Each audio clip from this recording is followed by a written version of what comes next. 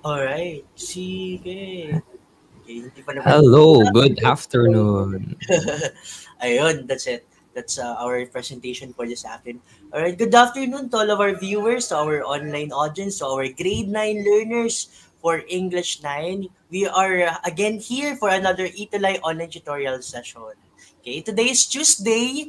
It's March 15. March na, no? If we go back to the usual calendar natin sa public school, pag March patapos na to, di ba, Sir Job? Oo nga Ngayon, eh, di ba? quarter pa rin tayo. Again, ayun, that's it. We welcome to our English 9 Italay online tutorial, and we are your tutor base. I am Tutor Ellie, your Tutor Ellie from SDO Camarines Sur, and Yes, and I am your tutor Job from SDO Nueva Vizcaya. right. So, good afternoon to all of our viewers. Ayun, Tutor Joe, batiin naman natin yung ating mga early birds nating mga audience as of this Yes, moment. so nga eh. Good afternoon, Gwyneth Zaira Ordonez from Hello. Godofredo Reyes Senior National High School, SDO Camarines Sur. Hello, Ella Layugan, Richelle Colili, Madami sila. Vina Navarro. Hello, Jazel Mateo, Princess Abigail, Jaisel Suarez. Andito as usual, sila Liza Anog, di ba? Mm-hmm. Hello, Yes. and welcome Our to usual English 9. audience, yung ating mga students from SDO Isabela, SDO Yes. Camarines Sur, SDO saan pa tong schools division office? From Godofredo Reyes Senior High School, from SDO Camsur. We also have Yeah. some learners here from Alibadbad National High School. Medyo bago to dito Mm. eh. From SDO Isabela also. And ayun, saan tayo, Tutor Job, also napapanood this session maliban sa ating Facebook page? Yeah, so aside from our Facebook page, you can also tune in our YouTube channel. Ayan. So that is every Tuesday po ang English 9 natin, from 3 p.m. to 3:40. Okay, so we are being simultaneously streamed as to our FB page, Itulay That's FB right. page, and to our DepEd Philippines page or EdTech unit page in YouTube. Okay, so meron nga tayong nag-comment from YouTube. Hello, Joseph Conrad Bulaklak. Good afternoon sa iyo. Ayun, Tutor Job, for this session, again, we only have 40 minutes to discuss our topic or our most essential learning competency for the session. And please, we 10 seconds again for our online learners to please share our session, our link. Diba, Tutor Job? Yes. Para makaabot tayo sa mga students din na nangangailangan din ng assistance sa kanilang mga Yes. aralin. So please tell your parents, your teachers, your classmates at your school to also watch and support our tutorial sessions for English 9 and also the other subject areas that are being streamed sa ating Italay. Okay po? Yes. So, ano nang sunod dito, Tutor Job? So, these are the topics natin for quarter 3. Nasaan na tayo dito? Malapit na ba tayo matapos, Tutor Job? Yes, we're halfway there actually, 'di ba? Yeah. We are now in week 5 of our in quarter 3. Yan. So for the first week, we talked Yes. about differentiating biases and prejudices. Then the next week, we talked about identifying biases and prejudices in reading text. We also talked about viewing the fifth macro skill in communication, taking a Yes. stand on an issue from a material view. And for today, we're going to talk about a new lesson, but it's still connected with our previous lesson. Mm-hmm. Okay, so they taking a stand on an issue, and for right now, Mm-mm. this is actually the most essential learning competency, which is they have to judge the truthfulness of viewed material. And when we say tutor job, diba? When we say viewed material, or Mm-mm. yes, it doesn't mean that it should always be like movies or videos. Yes, Tama that's ba? right. Yung lesson natin from the previous session, yes. Yes, It that's could right. It also also be like includes, pictures, yes, pictures, posters, mga yan. So those are posters. included. Okay. So, from our last session, Tutor Jove, and sa ating mga learners, alam to na nila Graciela. Hi, Graciela Buensuses. So, medyo nabubulal tayo dito. We always flip our tongue with her family name. Hi, Gershela. From last meeting, we had opinion, and sabi natin Mm-mm. na a reader should look for words that are clues to statements for opinion. So there are actually words in order to indicate a statement, if a statement is an opinion or not. So here are the words, no? So we have perhaps, sometimes, probably, often, I feel, I think, I believe. So if you use these phrases or words, this could possibly mean that the statement that you are saying, or in a reading text or in a viewing text, these are statement of opinions. And or Tutor Joe, what are the other phrases or words that indicate an opinion? Yes, we also identified other phrases such as I think so, saying that's true, that's Yeah. right. I couldn't agree more, or I agree with this idea. This idea is absolutely right. Diba? You can also say I'm with you on that if you agree with an opinion. And you can use the phrase in my opinion before sharing your opinion to signal your listener that you're about to share your opinion. You can also say, aside from in my opinion, you can also say, as far as I'm concerned, as I see it, I think or I guess, it seems to me that, or saying I believe and I would say that. So these phrases are the phrases that we use to signal our listeners that we are sharing our opinions. Yep.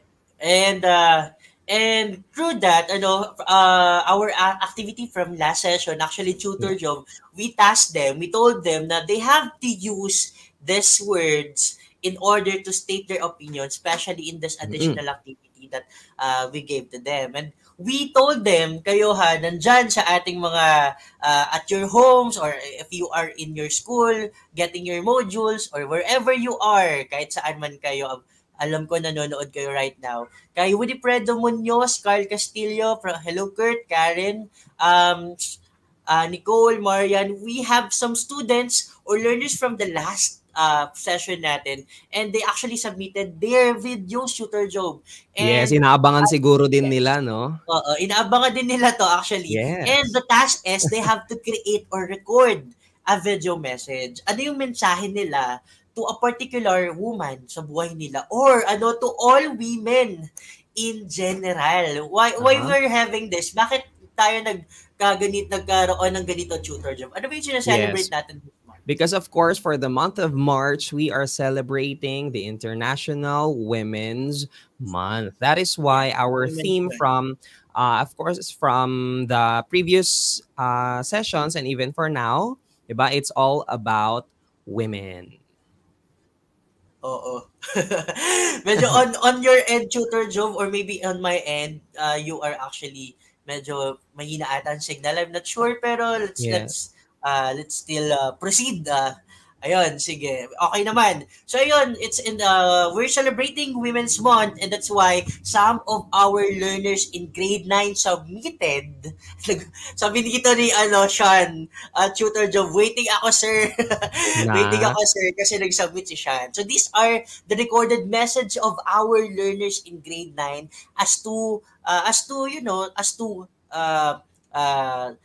they said they record a message about women in general. So ano kaya itong mga mensahe nila? Let's see. So ito yon, they have submitted their output sa ating messenger or to our group chat sa ating GC, which is the DepEd National GC for English 9. So this came from Tutor Job, San Mariano National High School, Wow. representing SDO Isabela. Next Actually, naman. lahat to Isabela. Kaya, I'm actually inviting also the other students that please, please, please submit your outputs, engage in our activities.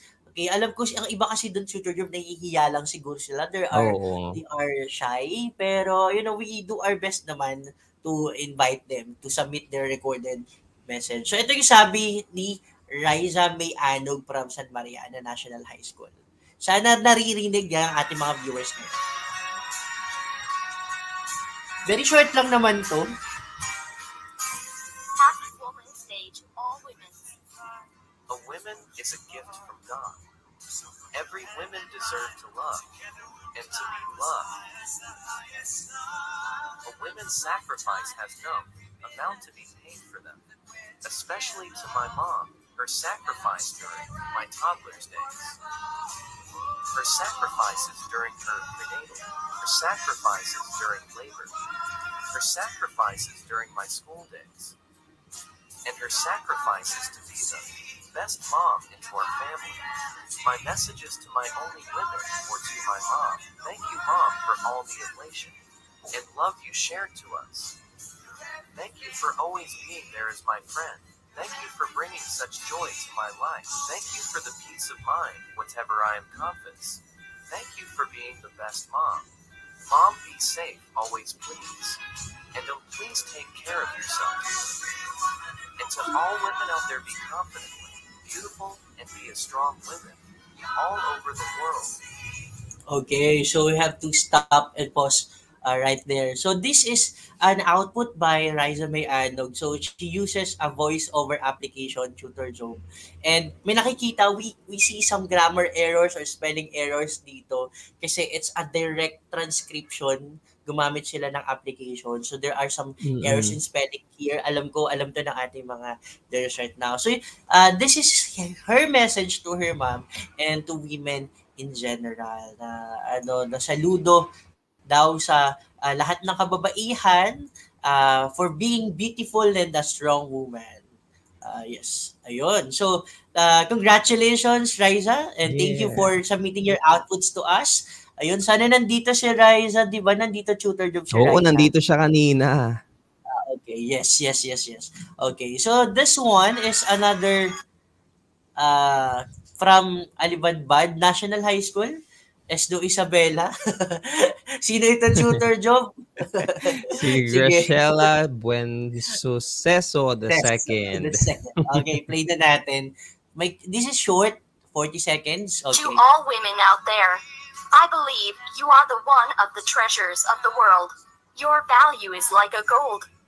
I think you are the most precious kind of stone. You are above all. Let's raise the purple flag. For me. Ayun, purple mai-segue ko lang. Purple is the color of tama ba? It's the color of women's of our celebration for Women's Month. It's purple. Tama ba, Tutor Job? Yes, that's right. Yes, tama. Violet. Ayun. So far it's good. For all women's. Women. The plural of women, a woman is women. Okay, no more S if it's plural. Pag marami ng babae, women. Okay, Graciela, take note of that, Graciela. We deserve this. I agreed with this idea. You are a woman, not just a woman. To all women out there. Naputa. I unintentionally cut it. Ano yung Tutor Job nakita mo doon na napaka-importante sa sinabi ni Graciela? Yeah, gusto ko yung yung you are a woman. Yes, ako din, I agree with that. Woman, sabi niya.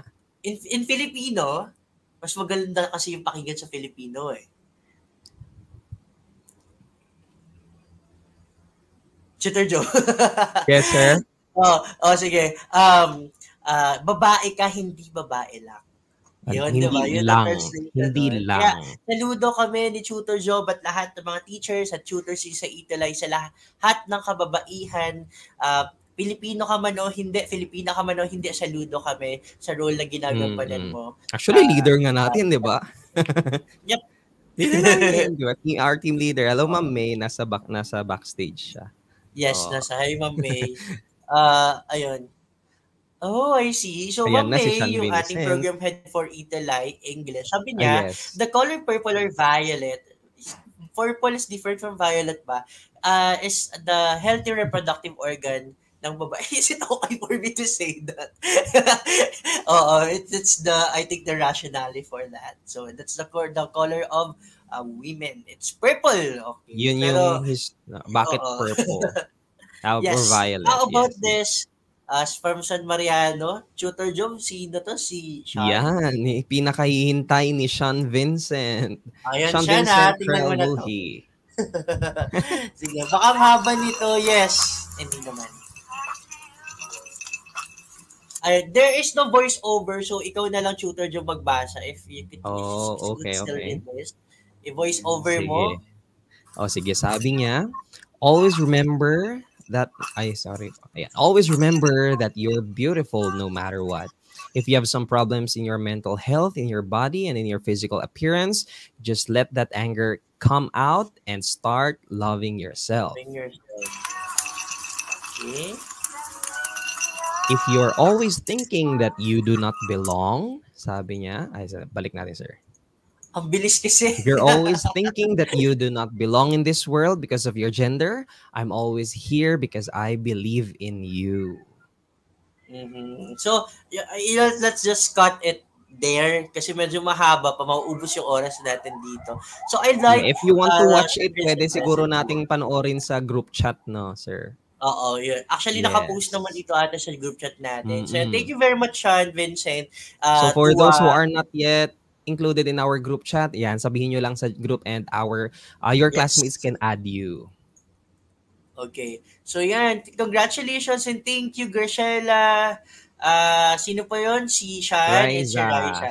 So, yung Yes. iba, may mga entries sila pero they were not able to submit them on time or Oo. nahiya lang siguro sila. Pero at Anyway, least we'll mapapanood continue natin tutor yan job. sa GC. Yes. Now, for week 5 tutor job, ito yung topic natin. It's all about Mm-mm. logical fallacy, which again, they have to stand on an issue. Kailangan nila, they have to say an opinion as related to our topic last session. So ngayon, week 5 na tayo, and ang module reference natin ay Yes, from SDO Navotas, and we also used modules from Region 4 Elite Learners Packets as our reference for this lesson. Yes.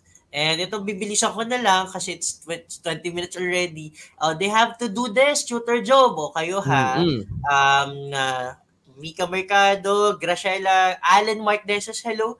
Harriet, Shia. So our objective for this session is we have sana determine the different logical fallacies and recognize the importance of identifying these in arguments. And we have yung last activity natin is sana you could lift statements or situations from social media that express logical fallacies. Okay? So, let's see. Ayun, we celebrate women still this month, March 1 to 31. From last session, tutor job, ano yung ginawa natin? Yes, we had this topic in our previous session saying asking, should we always respect other people's opinions? Okay, that was the biggest question that we have. And if you would remember, we said the answer that we came up with was, no, you're not always entitled to your own opinion. Why? Sige, what's your Elliot?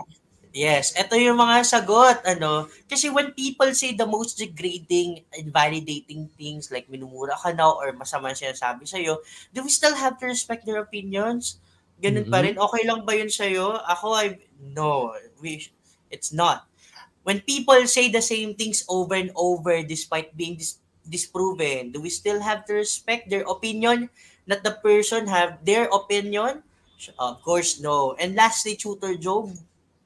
Yes, when people do lies and hatred and violence to other people, do you still have to respect that? Of course not. Of course not. Tandaan natin yan na that's the lesson that we've gained from last session. No. It's a big no. Sabi ni Raisa and ni Graciela, it's no, mahabang no talaga yun. No. So, ayun. So, for this session, especially right now, we don't respect their opinion, especially if they are fallacies, no? So, what are fallacies ba? Bakit mas lalong hindi natin pwedeng i-respect yung opinion nila because they are fallacies, Tutor Job? Yes, so a fallacy is an incorrect or false argument. Okay, take note, false argument that is based on a weak, flawed, illogical, or nonsensical claim or assertion. Yes, other than that, Tutor Ellie? And basically, it's a faulty reasoning, so very problematic yon that makes someone's argument seem ridiculous and unbelievable, nonsensical, nonsense ang fallacy. That's true. Okay, parang wrong logic, mali naman tong sinabi niya eh. So how can we say that mali ang sinabi niya? Ito yon. Ano po? Yes. And Tutor Job? Yeah, so if an argument is based on unsound reasoning, okay, we call the Mhm. argument or that reasoning fallacious.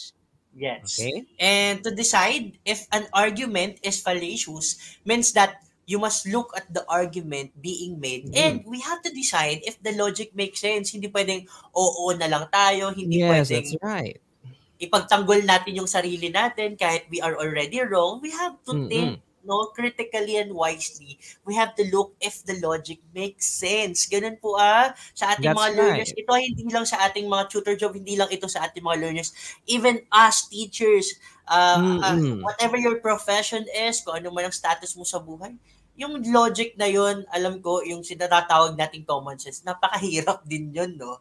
Napakahirap ng common sense sa totoo lang. Just to be honest Tama. with you. And meron tayong katulad dito, Tutor Joe. Tuturuan natin sila about this. So Yes. there So are for actually today, types of fallacies. yes, that's what we're going to Yes. focus on. Mhm.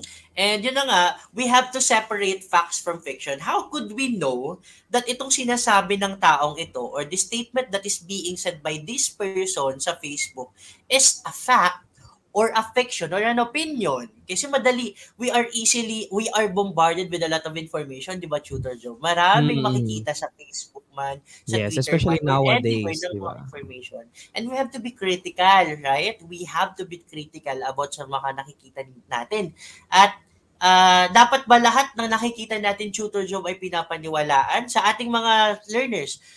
Could we always believe in everything that we see? Kasi sabi nila, Tutor Job, to see is to believe. So, ganun. Mm-mm. Lahat ba ng nakikita natin ay kailangang paniwalaan? What's your answer, Sean? Crisandra? Ano kayong sagot nila, Tutor Job? Yung lahat bang nakikita natin ay kailangan paniwalaan? So the answer, Tutor Job, anong sabi ng ating mga estudyante? Yes, sabi ni Graciela, no. Sabi rin ni Allen Mark de Jesus, nope, sir. Riza, not at all. Nope. And No. that's so wrong. Oo, sabi dito, I like the answer of Allen, sir, of Allen, Tutor Mm-mm. Job. Sometimes there is a manipulation. Tama, no? Manipulation. I like your answer. Allen, okay? So, ito yung mga types of fallacies. Sana, At dito, may ginawa kami ni Tutor Job na 10 Commandments. Ano po, kung nakikita niyo sa Bible, may 10 Commandments tayo. Di ba, Tutor Job? 10 Commandments yon if you are Christian, or if you're Catholic. If you are Muslims naman, no worries, but stop. These are just 10 Commandments. These are just something to follow as to if we wanted to identify if an argument o yung statement natin ay fact or opinion na Mm. may logical fallacy. By the way, Yeah. just as a disclaimer, itong mga data dito, yung iba dito, I got it from the Facebook page of Paghimutad, Negros Island Alternative Media. So this is a non-government unit or media page. So talagang parang investigative journalism ang pinopromote nila. So ito, meron tayo. So what's the first commandment, Tutor Job? Okay, so the first commandment is thou shall not attack the person's character, Ayun. but the argument. So this Yes. is what we call ad hominem. So Ano kaya it's example nito? So ad hominem is a personal attack, okay? Yes. Or attack to the person instead of the argument. Ito yung mga example na very common, So, Mm-mm. Tutor Job, Ayan, pahapyawan mo lang sabi niya sila. dito. For example, puro kayo batikos. Ano ba ang naiambag nyo? So, Diba? Instead of answering or instead of tackling the argument, 'di ba? Parang wala na siguro siyang masabi kaya sabi niya, ano bang naambag mo? 'Di ba? That's ad hominem. Yes. So, That's so yes. wrong. So, pag narinig nyo to, mali. Kumbaga sa Nako. kumbaga sa basketball, it's foul. Parang una pa lang, Mm-mm. mali yan. Okay. So, puro kayo batikos, ano bang ambag nyo? Puro kayo reklamo, ambag nyo, mali Mm-mm. yan. O, diba? Sabi pa dito, bakit ba kayo galit sa China? Ang racist Yes. nyo naman. Tama. Diba? Mali yan. So they're Oo. attacking the person now, not instead of the the argument. topic or not the issue at Ayan hand. ha. So yun, please, sabi ni Allen here, walang personalan. Okay. Pero Exactly. could you please cite some examples na nakikita nyo, whether sa real life or sa social media, sa mga friends nyo, sa GCs Naku, nyo, ang yung mga dami. mga normal na sagot na ganito ad hominem na Mm-mm. ina-attack yung person instead of the argument. Magbigay nga kayo ng examples yun. Babasahin namin yung mga examples nyo ha. Ad hominem, Mm-mm. tapos ilagay nyo yung mga examples. Put your examples there. Okay? Sige. The second one, Tutor Job, is the second commandment. Thou shall not appeal to one's pity or sympathy as evidence for the argument. It's in Latin, we call this as ad misericordiam. Again, in Latin, we call this ad misericordiam. Ang ibig sabihin lang nito, my dear viewers or online learners, do not use one's emotions as an evidence sa sinasabi mo. Do not use it. For example, okay? So, naawa na ako sa presidente. He looks so overworked. He may not be perfect, but he truly loves his country. My heart breaks. So, hindi pwedeng ganon. Enk din yun. Enk. Kumbaga sa Pilipinas Got Talent, napindot mo na yung buzzer. Kasi yun. Ito kayo sa example taken from the Facebook page itself. So, another example dito ay, halimbawa, yung isang tao nagnakaw, let's say let's say sa tindahan. Tapos ganito din ang sitwasyon niya. Pwede bang sabihin mo na he may not be perfect but he truly loves his country? O gano'n. Yung nagnakaw na yun ay tumutulong naman sa iyo pero ninakawan ka. Pwede mo bang sabihin yon na maawa ka doon? Hindi pwede. Okay? Kahit tinulungan ka pero ninakawan ka, could you still say na hindi siya perfect pero nagtulong naman siya sa iyo? Maawa ka na lang, hindi man pwedeng gano'n. Yes. So, actually, tutor, yes. Actually, common to sa klase, di ba? Siyempre, nakikita natin tong mga teacher. Alam mo, minsan pagkasabi namin, okay, pass your assignments. Yan. Tapos may mga bata na sasabihin, Sir, hindi ko po nagawa yung assignment ko kasi ganito, ganyan. Hindi po, nasira po yung laptop ko, tapos ganito. Lagi, di ba yung mga paawa effect? O, di ba? Yes. Yun din. So, that can also be an example of appeal to pity. While in fact, kaya hindi niya naman siguro nagawa yung assignment niya is because probably nakalimutan niya. So, coming teachers din, we also, ito yung medyo mahirap naman na role namin. We have to assess din kung yung reasoning ba ninyo ay simply, it is parang appeal to pity lang ba siya or talagang totoo yung nangyari, di ba? Sabi nga dyan, yung sinasabi ng teacher, daming rason. Daming rason, sabi ni Ray. Daming excuses. Pero hindi naman talaga yun. So, yung nagpapaawa pa siya, ganun. Paawa effect ka, sabi tama. Para ma-manipulate yung decision later on. Yun yung appeal to. Pero in fact naman, Tutor Job, ang pinag-uusapan natin, the point of reference natin is, nag-submit ka ba ng assignment? Okay? Nagsabit ka ba ng assignment? Hindi pwedeng ang rason mo ay, Sir, pasensya na, ganito, ganyan. Ang tinatanong nga ay kung nagsubmit ka ba ng assignment. Yes or no lang naman. Hindi mo na kailangan magsabi na, Sir, ganito, ganyan. Wala po kasi akong kinakain. Hindi naman yung tinatanong. So, nasa hospital po kasi yung mama ko. Sabihin niyang ganyan, di ba? Hindi pala nurse yung nanay niya. Ganyan. So, hindi pala yun pwede ha. Kasi pag ganun po sa courts, ito kasi ginagamit ito, Tutor Job, yung mga logical fallacies sa mga sa korte. Sa Supreme Court o sa korte, sa korte, sa husgado. Hindi pwedeng ganun yung rason mo. Mapapahiya ka. Makukulong ka pag ganito yung mga rason mo. Especially if you're a lawyer ha. Hindi pwedeng. Actually, isang strategy na ginagawa nila din doon sa paawa effect, yung papasok yung tao na kunwari iika-ika siya, ganyan, or may pilay na siya or naka-neck brace na siya, ganyan, para maawa sa kanya yung mga tao. Wala namang kinalaman yun sa pinaglalaban niya. Yeah, tama. That's it. Alam nyo na to ha. Very, very relatable to. Sa third commandment naman natin, sino na? Ako na ba? Ako na ba? Sige, sir. Go ahead. Ikaw. Sorry. Sige. Sige, ako na. So, for the third commandment, thou shalt not claim that because something occurred before, it must be the cause. So, this is what we call post hoc or false cause. So this comes from the Latin word post hoc ergo propter hoc, meaning after this, therefore, because of this. So basically, ito lang naman ay cause and effect, pero exaggerated. Right? For example, sabi dito sa first example, reklamo kasi kayo ng reklamo, nagkakagulo tuloy. Wala namang hindi naman related 'yon sa issue. Other examples is medyo absurd na yung sa superstitious belief. For example, ay umuulan habang umaaraw.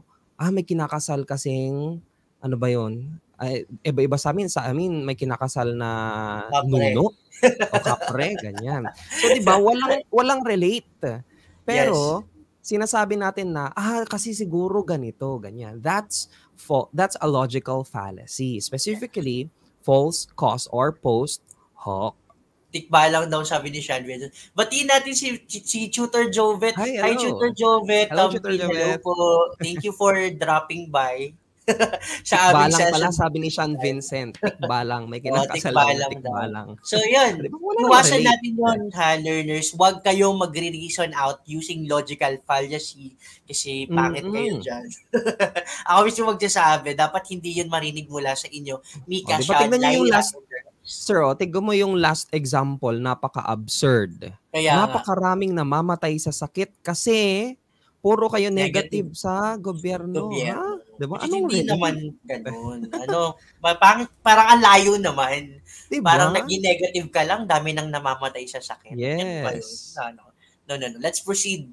So ayun mag-isip na kayo ng mga samples ng logical fallacy na minsan sinasabi nyo din that you are sometimes guilty of that also. Oo. That's right. Alam ko, sa mga normal conversations nyo with hindi nakakababa ng pagkatao yung ina-admit mo na minsan din ay nagkamali ka. So, wag na lang nating ulitin. Bawi na lang, bawi. Ayun I know you could think of a lot of examples that are happening in real life situations. Okay, the fourth commandment is this: thou shall not claim kung ako yung Diyos. If I am the God, sasabihin ko kayo learners grade 9 na thou shall not claim just because something is true of the whole, it is true also to some parts of the whole. Sir Eli, hindi ko gets ano ibig sabihin. Ang tawag dito sa logical fallacy na to is composition and division. Sir Eli, ito? Ito, mas madaling example.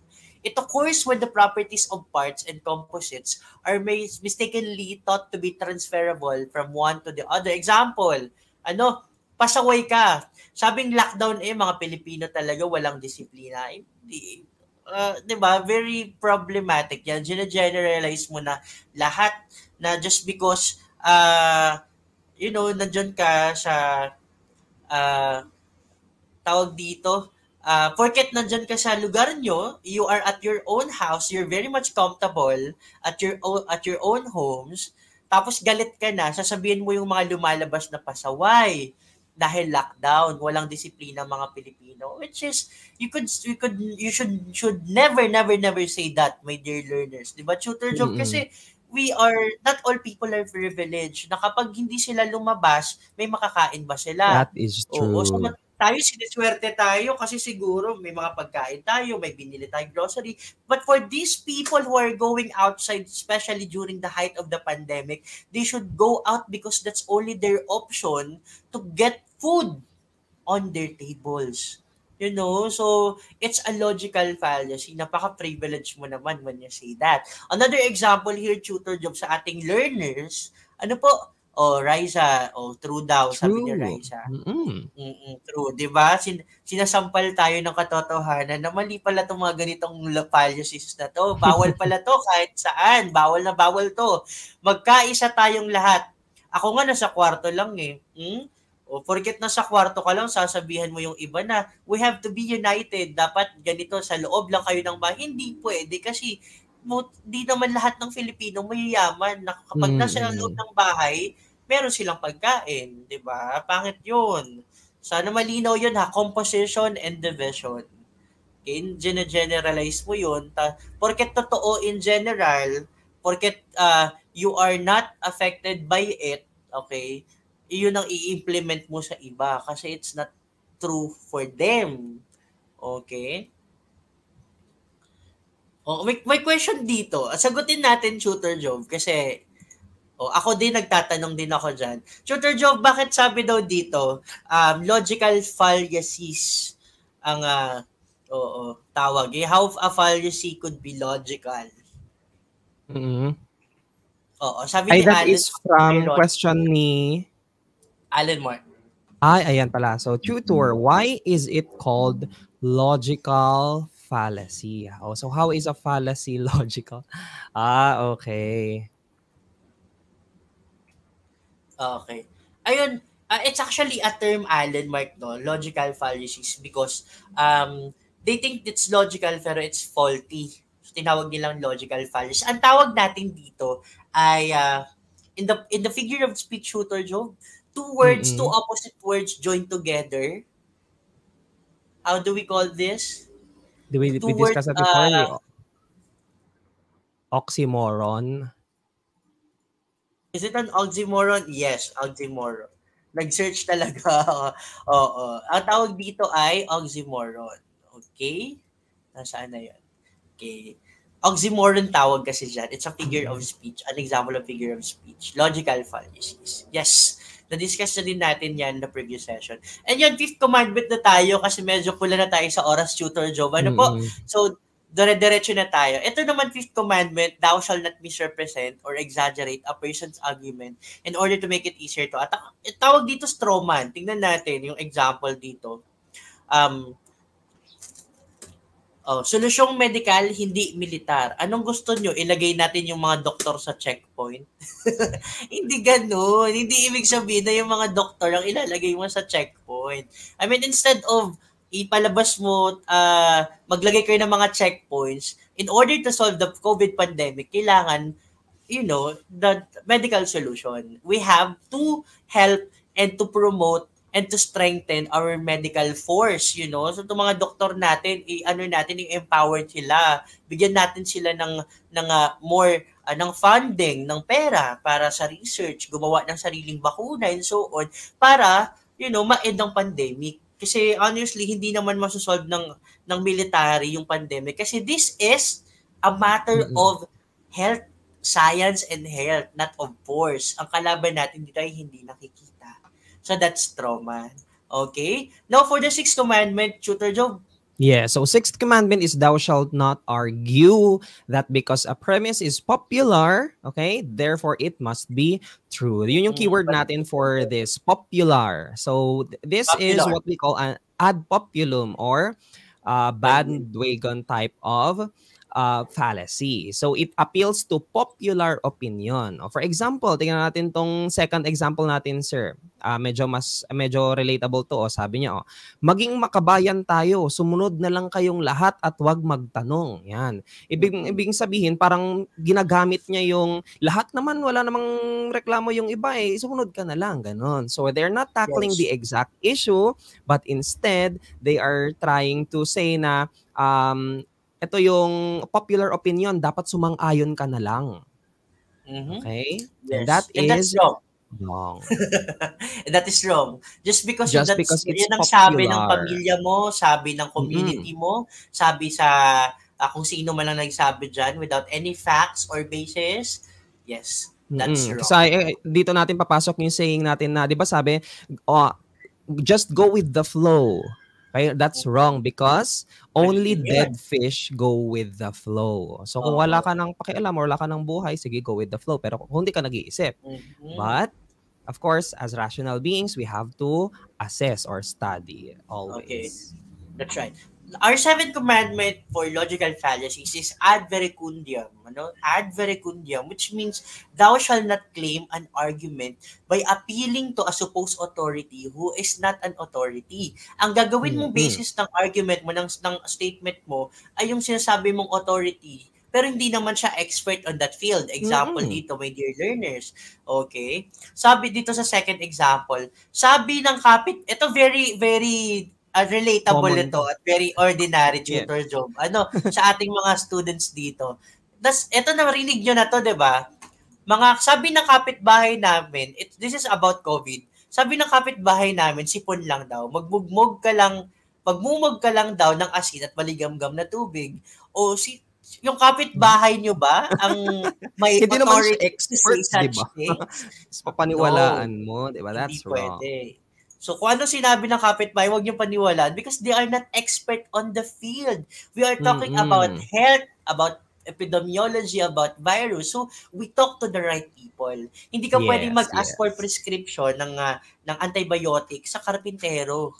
It's basically like that, no? Hindi pwede yon. So the next commandment natin, Tutor Joe.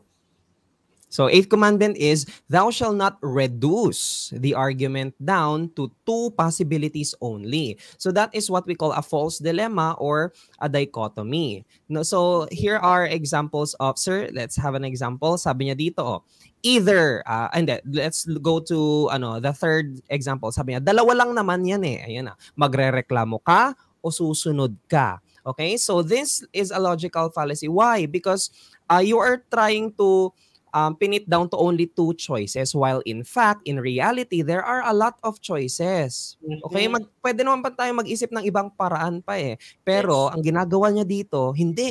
Dalawa lang yan. Ganon lagi ang false dilemma. So, you're only turning it down to two choices while in reality, there are a lot of ways to do it. Yeah, there are a lot of options or choices. Okay, the ninth commandment is begging the question.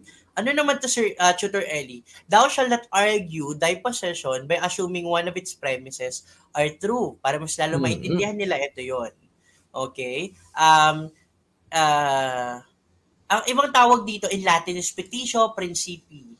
Of course, when the premises presume openly or covertly the very conclusion that is to be demonstrated. Example dito, hindi tayo marunong sumunod kasi wala tayong disiplina.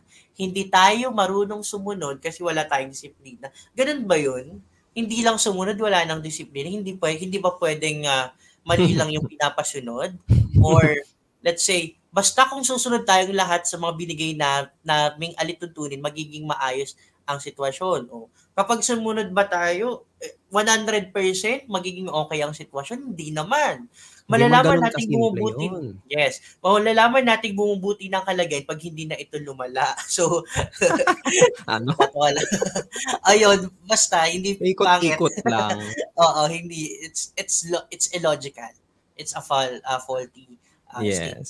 And the last one, last commandment, thou shalt not use analogies that are too shallow and remote to support the argument. Yung ang layo-layo, wala namang connection. Sige, tingnan natin sa example. Sabi niya dito, parang sa gera lang yan. Magrereklamo kayo pagtapos na. Ha? That's a faulty analogy kasi ang layo naman ng gera sa current situation natin, right? O for example, ito pa, second example, tao lang si tatay, wag niyo siya i-judge. Kayo nga, nagkakamali eh, siya pa kaya? Mali yun. Ano kinalaman natin? Doon ang pinag-uusapan natin yung situation, yung certain issue na yun. Sabi pa dito, buti nga ngayon, Netflix and chill lang eh. Dati, kailangan mong pumuntang gera. That's not, wala nang relate yun, di ba? Yes, so ginagamit na lang yung analogy na yan just to make an argument, but in reality, wala namang connect. Yes. Ayun ha. So, please do remember, lit daw sabi ni Riza. Okay, so those are the 10 commandments. Ayun, as same with the thing that we have learned from the last time, we need to learn how to construct and defend an argument. Hindi pwedeng kung ano lang iniisip, kung ano lang yung whatever that you thought of, ayun na yun. It doesn't mean it's true. Especially if this argument or statement of yours contain logical fallacies. Lalong X yan. Talagang, pag narinig mo yun, ay talagang mag-iilaw lahat ng bubilya mo sa utak mo. Very wrong yun. And we have to recognize when a belief has become indefensible. Pag hindi na talaga, hindi mo na masuportahan, you have to let go of that belief. Okay? If your opinion is hindi mo na talaga masuportahan, talagang maling-mali, let go of that belief. It's okay to admit mistakes. And sabi nga niyan, Tutor Joe, you are not entitled to your own opinion, but you are entitled to what you can argue for. So that is why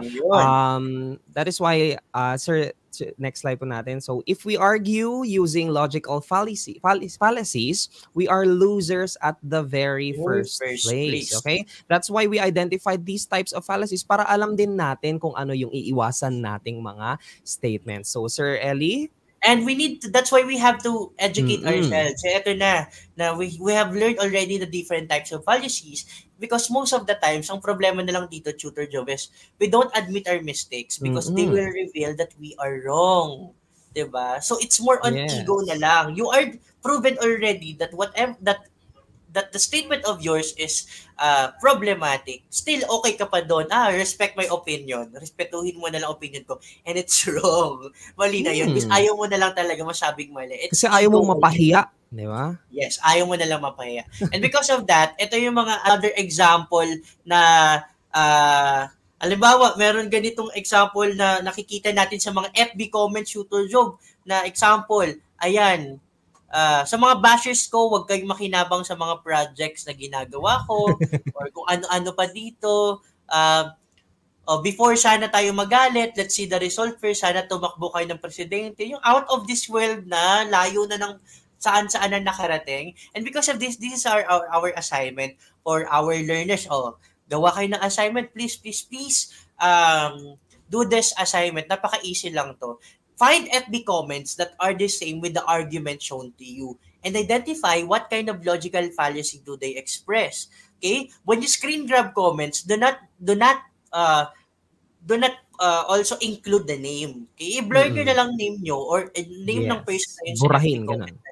And crop nyo na lang yung comment or copy-paste nyo na lang yung comment. Again, just screen grab the comments. Do not include the picture or the logo or the name of that account or kung saan man yan makikita nyo sa FB comments. There's a lot of statements with logical fallacies. Talagang kahit saan nandoon yan. And submit your outputs sa Messenger ni Tutor Ellie and Messenger ni Tutor Joven. Okay? So, that's it. So, our objectives, balikan natin, we determine the different logical fallacies. Yes. Okay, and we recognize na our opinion, we are all not entitled to our own opinion, and especially if they are logical fallacies, they contain logical fallacies. And ito yun na, ito yung aabangan natin sa kanila, Tutor Job.